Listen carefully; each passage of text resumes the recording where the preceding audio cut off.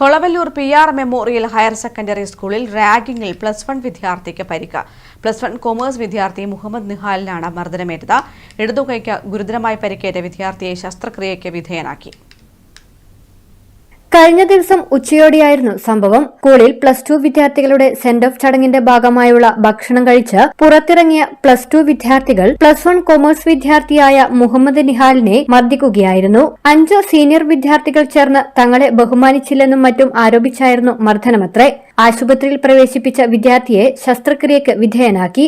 Senior വിദ്യാർത്ഥികൾ നിഹാലിനെ നിലത്തിട്ട് ചവിട്ടുകയും ഇടതുകൈ ചവിട്ടി ഒടിക്കുകയും ചെയ്തു. പുറത്തും തലയ്ക്കും ഉൾപ്പെടെ മർദ്ദനമേറ്റതായും നിഹാലിന്റെ പിതാവ് തളിയന്റെ വിട ആദം പറഞ്ഞു.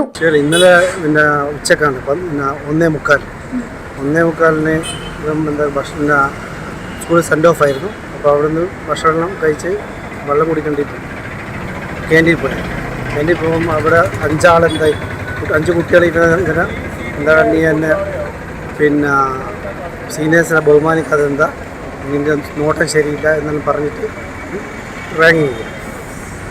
പിന്നെ ഇവനടിച്ച് നല്ല അടിച്ച് ഇവൻ്റെ ബാഗിൽ തന്നെ ഓടിയതിനു ശേഷം ഉണ്ടായി. സംഭവത്തിൽ വിദ്യാർത്ഥിയുടെ കുടുംബവും സ്കൂൾ അധികൃതരും പോലീസിൽ പരാതി നൽകി.